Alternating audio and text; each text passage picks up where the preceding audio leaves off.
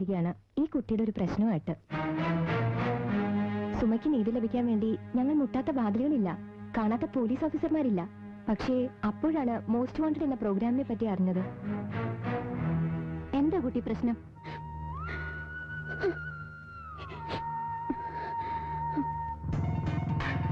കോളേജിൽ വെച്ചാണ് ഞാൻ ആദ്യമായി നെൽസനെ പരിചയപ്പെടുന്നത്. സുന്ദരൻ, നന്നായി പെരുമാറാൻ അറിയുന്നവൻ.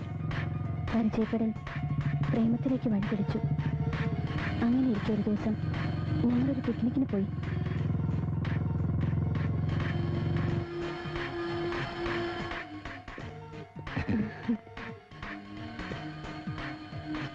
എന്റെ പെണ്ണുമൊത്ത് കുറച്ചു നേരം സ്വസ്ഥമായിട്ടിരിക്കാൻ ഞാൻ കണ്ടെത്തിയ സ്ഥലം എങ്ങനെയുണ്ട്? കൊള്ളാം.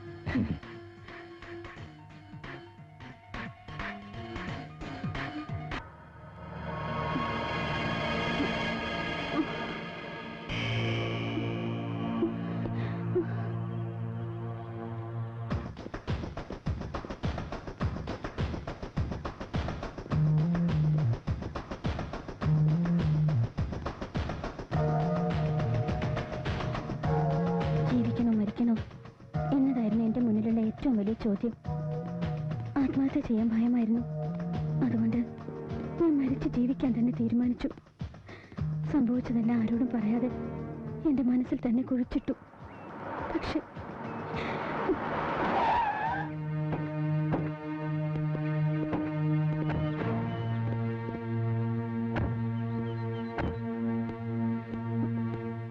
സുമ അല്ലേ? അതെ. ഞാൻ അനിരുദ്ധൻ. എന്താ പേരെന്താ പറഞ്ഞേ? അനിരുദ്ധൻ. കുട്ടിയോട് പേഴ്സണൽ ആയിട്ട് കുറച്ച് കാര്യങ്ങൾ സംസാരിക്കാനുണ്ട്. ഞാൻ എടുക്കട്ടെ.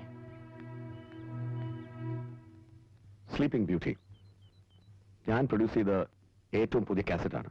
ഒന്ന് കാണുന്നോ? ഞാൻ ഇതിൽ കാണണം. ഇതിലെ നായിക സുമയാണ്, നായകൻ നെൽസണും, 1-2 സഹനടന്മാർ വേറെയുമുണ്ട്. ആ സോഫ്റ്റ് ഡ്രിങ്ക് ലഹരിയിൽ ഇങ്ങനെ ഒരു പ്രൊഡക്ഷൻ നടന്നത് കുട്ടി അറിഞ്ഞില്ലെന്നേ ഉള്ളൂ. എന്റെ അടുത്ത പ്രോജക്ട് കാടുകളിൽ വെച്ച് പിക്ചറൈസ് ചെയ്യുന്നു. കാട്ടിന്റെ അകത്ത് പെട്ടുപോകുന്ന ഒരു മാൻപേടയെ ആദിവാസികൾ പിച്ച് ചീന്തുന്ന കഥ. ആ മാൻപേട സുമ തന്നെയാണ്. ഈ വരുന്ന 10th ഷൂട്ടിംഗ്. ഞാൻ വന്ന് പിക്ക് ചെയ്തോളാം. എടുത്തു ചാടി വരാൻ പറ്റില്ലെന്നൊന്നും പറയണ്ട. ഇന്റർനെറ്റിലൂടെ ഇത് ലോകം മുഴുവൻ എത്തും. ജീവിക്കാൻ ആശയുണ്ടെങ്കിൽ എന്നെ അനുസരിച്ചേ പറ്റൂ. Because you are trapped. അയാളുടെ ഭീഷണിക്ക് ഞാൻ വഴങ്ങിയില്ല. ഇനി ഒരു ചതിയിൽ കൂടി പെടാൻ എനിക്ക് വയ്യായിരുന്നു. പക്ഷെ അവരെന്നെ നിരന്തരം വേട്ടയാടിയാണ്. ഹൗസ് ബോട്ടിലെ ആ രാത്രി ലോകമെമ്പാടും കണ്ടു കഴിഞ്ഞു അത്രേ. ഇപ്പോഴെനിക്ക് മരണത്തെ ഭയമില്ല. ഈ വൃത്തികെട്ട ലോകത്ത് ജീവിക്കുന്നതിനും എളുപ്പം മരിക്കുന്നതാണ്. പക്ഷെ ഞാനെങ്ങനെ മരിക്കാൻ പാടില്ല. എന്റെ അനുഭവം ലോകത്തൊരു പെൺകുട്ടിക്ക് ഉണ്ടാവരുത്.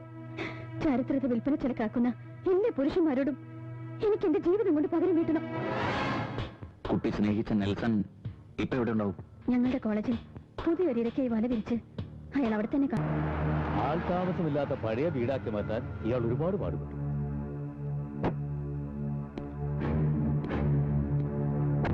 കൊള്ളാം, വിജയാഘോഷമാവും. എട്ടും പൊട്ടും തിരിയാത്ത ഒരു പെണ്ണിനെ പ്രേമം നടിച്ച് വശത്താക്കി താലി കെട്ടി തന്റെ താല്പര്യങ്ങൾക്ക് വഴങ്ങുന്നില്ല എന്ന് കണ്ടപ്പോ അവളെ എന്നേക്കുമായി കിടക്കയിലാക്കി. എന്നിട്ടിതാ കേസിൽ നിന്ന് പുഷ്പം പോലെ ഊരി. വിജയം ആഘോഷിക്കാൻ മറ്റെന്ത് വേണം? Exactly, yes, it's A celebration. വേണമെങ്കിൽ ക്യാപ്റ്റനും കൂടാം. ടെൻഷൻ മാറ്റാൻ നല്ലതാണ്. ഇപ്പോ ഇവിടെ വച്ച് ഈ നിമിഷം നിന്നെ എനിക്ക് അവസാനിപ്പിക്കാൻ അറിയാഞ്ഞിട്ടല്ല. എന്റെ പെങ്ങൾക്ക് കിടക്ക് വിട്ട് ജീവിതമില്ലെന്ന് മനസ്സിലാക്കിയപ്പോഴേ എനിക്കിതാകാമായിരുന്നു. പക്ഷേ മരണം നിനക്കൊരു രക്ഷപ്പെടലാകും. മാധ്യമങ്ങൾ നിന്റെ മരണം ഒരു മഹാസംഭവമാക്കി മാറ്റും. നിന്നെ മഹാപുരുഷനാക്കി വാഴ്ത്തും. ഇനിയും അനിരുദ്ധമാരുണ്ടാവാൻ സാഹചര്യം ഉണ്ടാവും. അതുണ്ടാവരുത്. സമൂഹത്തിന്റെ മുന്നിൽ നീ അണിഞ്ഞിരിക്കുന്ന മാന്യതയുടെ മുഖം മൂടി പിച്ച് ചീന്തപ്പെടുന്ന ആ നിമിഷം, അന്ന് ഞാൻ നിന്റെ മുന്നിലെത്തും, നിന്റെ മരണത്തിന്റെ ദൂതുമായി. അതുവരെ നിന്റെ ആയുസിന് ഞാൻ കനിഞ്ഞു നൽകുന്ന എക്സ്റ്റൻഷനാണിത്. Come on, celebrate it. വെറുതെ മാന്യന്മാരുടെ വീട്ടിൽ വന്ന് അനാവശ്യം പറയരുത്. തൂക്കിയെടുത്ത് അകത്തിടുന്നു. ചേട്ടേ, ഇവൻ വച്ചു നിൽക്കുന്ന ഉച്ചിഷ്ടം നിന്നിട്ട് എന്റെ നേരെ കുറയ്ക്കുന്നോ? ഞാൻ അണിയുന്ന യൂണിഫോം കണ്ട നിന്റെ തലപ്പത്തിരിക്കുന്നവരോ എന്റെ മുമ്പിൽ സല്യൂട്ട് അടിച്ച് ഓച്ചാനിച്ച് നിൽക്കും. സിദ്ധാർത്ഥനെ തൂക്കി അകത്തിരുന്നാല് നിന്റെ തലയിലിരിക്കുന്ന തൊപ്പിയും തോളത്തിരിക്കുന്ന നക്ഷത്രങ്ങൾ തികയാതെ വരും. എന്താ സംശയമുണ്ടോ?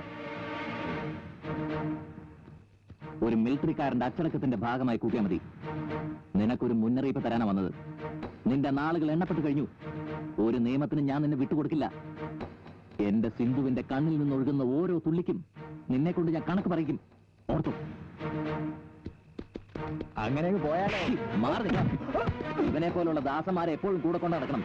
കാരണം നിന്റെ ഡെഡ് ബോഡി എടുത്ത് മാറ്റാൻ ഉപകരിക്കും.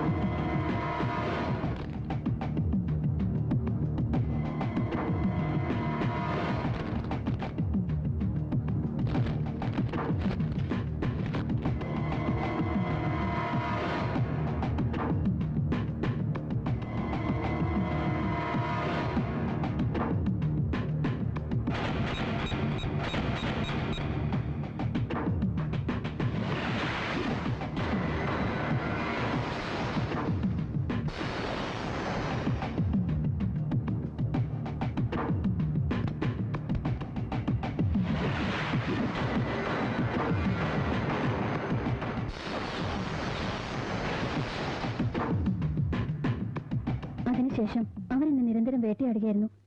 അനിരുദ്ധർ എന്ന് പറയുന്ന ഒരാൾ എന്നെ വഴിയിൽ തടഞ്ഞു നിർത്തി ഭീഷണിപ്പെടുത്തി.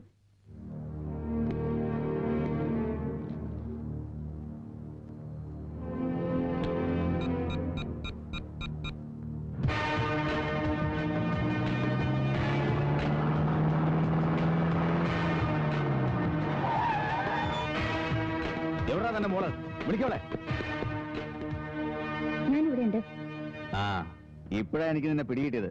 നിന്നെ ലേടി 4 മാസം മുമ്പ് ഒരു മാരുതി വാനി നുടുതൂണില്ലാതെ ഞാൻ പൊക്കിയത്. 5-6 ചെറുപ്പക്കാര് പിള്ളേരും ഉണ്ടായിരുന്നല്ലോ കൂടെ, അല്ലേ? സാറ് വീട്ടിൽ കയറി ഒന്ന് അനാവശ്യം പറയരുത്. സഹായിച്ചില്ലെങ്കിലും വേണ്ടില്ല, ഉപദ്രവിക്കാതിരുന്നാ മതി. വീട്ടിൽ മോളെ വെച്ച് ബിസിനസ് നടത്തിയിട്ടൊന്ന് കുറയ്ക്കുന്നോ? പിടിച്ച് കയറണല്ലോ അതിനെ. നടക്കാനല്ലോ മക്കളെ. ജീപ്പിലേക്ക് കയറാം.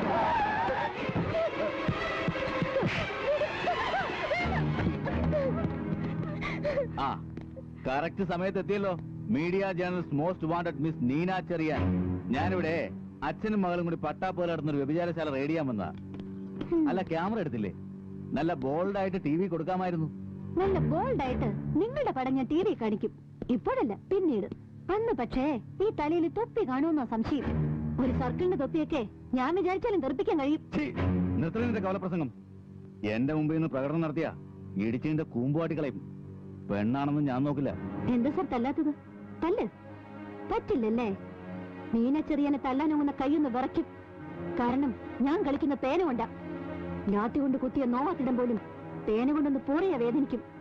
പോലീസുകാരും പത്രക്കാരും ജനാധിപത്യത്തിന്റെ കാവൽക്കാരാണെന്ന പത്രപ്രവർത്തനത്തിൽ ഞാൻ ആദ്യം പഠിച്ച പാഠം.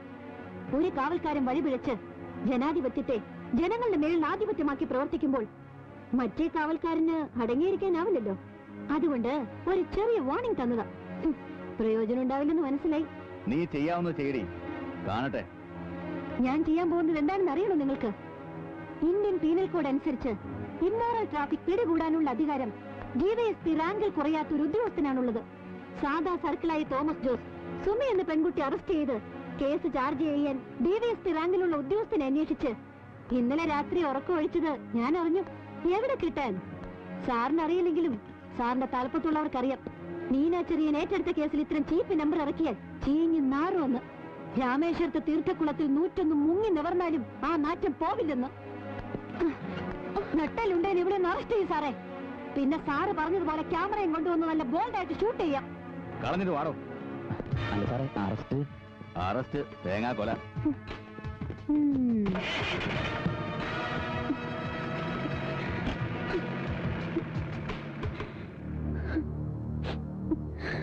ഇനി നീ ഇവിടെ നിൽക്കുന്നത് നിന്റെ ജീവന് തന്നെ ആപത്താ. നിനക്ക് പറ്റിയ സ്ഥലം ഞാൻ കാണിച്ചു തരാം. വാ.